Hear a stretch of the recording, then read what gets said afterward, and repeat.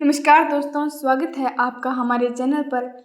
आज हम पढ़ने वाले हैं भारत के उद्भव के बारे में, यानी करोड़ों साल पहले हमारा भारत कैसे बना था। क्या भारत हमेशा से यही था?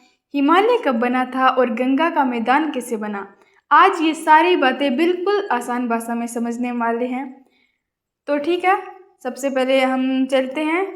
अगर मैं आपसे कुछ पूछूं, यानी कि मैं आपसे सबसे पहले पूछूं कि भारत हमेशा से एशिया में था, तो ज़्यादातर लोगों का जवाब क्या होगा? ठीक है, अधिकांश लोग यही कहेंगे कि हाँ, भारत हमेशा से एशिया में ही था। लेकिन सच तो यह है कि भारत करोड़ों साल पहले एशिया में नहीं था। तो फिर भारत आया कहाँ से? आइए जानते हैं। सबसे पहले बात करते हैं भारत के उद्भव के बारे में। लगभग 4 करोड़ साल पहले भारतीय उपमहाद्वीप एक अलग भौगोलिक इकाई के रूप में उभरकर सामने आया था। लेकिन उससे पहले भारत एक बहुत बड़े दक्षिणी सुपर महाद्वीप का हिस्सा था, जिसे हम गोंडवाना लैंड भी कहते थे। ठीक है, या फिर कहा जाता था उस टाइम पर। इस गोंडवाना लैंड में भारत, अंटार्कटिका, अफ्रीका, अरब, दक्षिण अमेरिका, आज ये जो भी अलग अलग देश अलग अलग महाद्वीपों में हमें दिखाई देते हैं, वे कभी एक साथ जुड़े हुए थे। अब आगे हम बात करते हैं कि पेंजिया क्या था। अब एक और महत्वपूर्ण बात समझिए कि शुरुआत में पृथ्वी पर केवल एक विशाल महाद्वीप था, ठीक है, जिसका नाम था पेंजिया। पेंजिया था वो 2 भागों में बंटा हुआ था। पहला था लोरेशिया, जिसमें हम उत्तरी अमेरिका, ग्रीनलैंड, यूरोप, उत्तरी एशिया, इन सभी जगहों के बारे में बात करते हैं। और दूसरा है गोंडवाना लैंड, जिसमें भारत, अफ्रीका, अंटार्कटिका, अरब, दक्षिण अमेरिका आदि देश शामिल होते हैं। फिर क्या होता है कि पृथ्वी के अंदर है वो लगातार भूगर्भीय हलचल, यानी कि प्लेट टेक्टोनिक मूवमेंट होती रही। ठीक है, इन हलचलों के कारण पेंजिया था वो टूट गया और फिर लोरेशिया और गोंडवाना लैंड भी अलग अलग हो गए थे। धीरे धीरे छोटे छोटे भूभाग अलग होने लगे और आज के महाद्वीप बन गए थे। अगर हम इसे आसान उदाहरण के रूप में देखें तो इसे ऐसे समझते हैं कि मान लीजिए आपके पास एक बड़ी सारी रोटी है।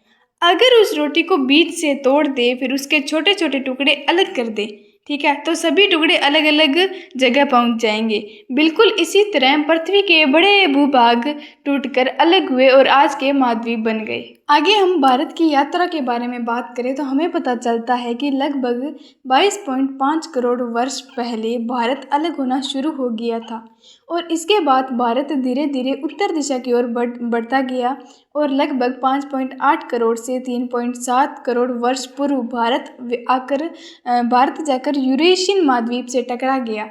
ठीक है, इसके आगे हम बात करते हैं कि हिमालय कैसे बना था।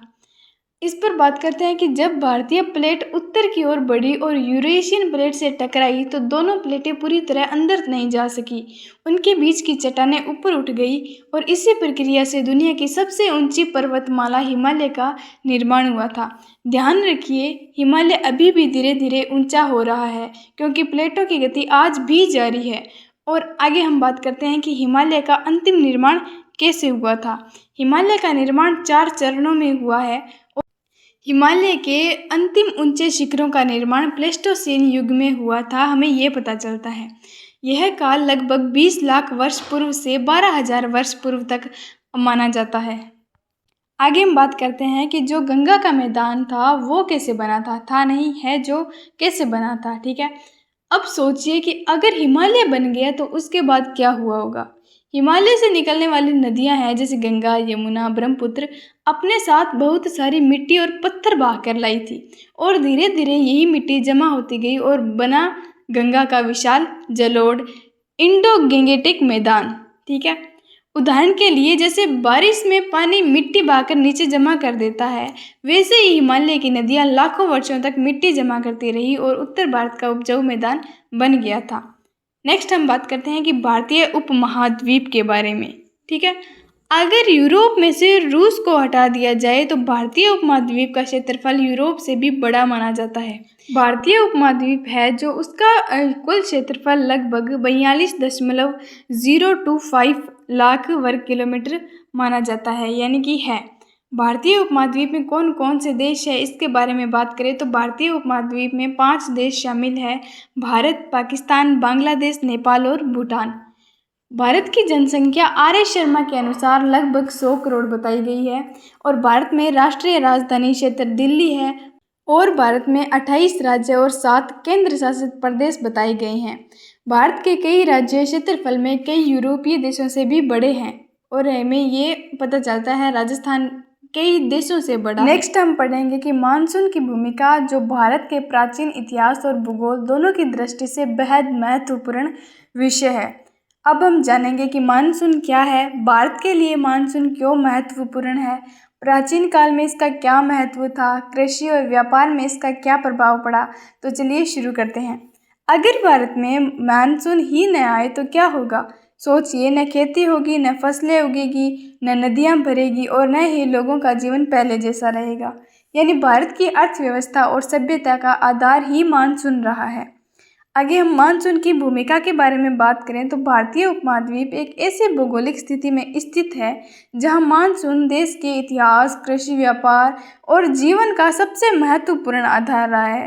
भारत में 2 मुख्य प्रकार के मानसून आते हैं। पहला है दक्षिण पश्चिम मानसून और दूसरा है उत्तर पूर्व मानसून। सबसे पहले बात करते हैं दक्षिण पश्चिम मानसून की। यह मानसून जून से सितंबर के बीच भारत में प्रवेश करता है और देश के अधिकांश भागों में वर्षा कराता है। लेकिन ध्यान देने वाली बात यह है कि पूरे भारत में एक जैसी बारिश नहीं होती है। कहीं बहुत अधिक वर्षा होती है तो कहीं बहुत कम वर्षा होती है। जैसे हम बात करें तो मेघालय के मौसिनराम और चेरापूंजी जो क्षेत्र है वहाँ पर बहुत अधिक वर्षा होती है और वहीं राजस्थान के थार मरुस्थल में बहुत कम वर्षा होती है। यही कारण है कि भारत में अलग अलग स्थानों पर अलग अलग प्रकार की खेती भी होती है वर्षा के हिसाब से।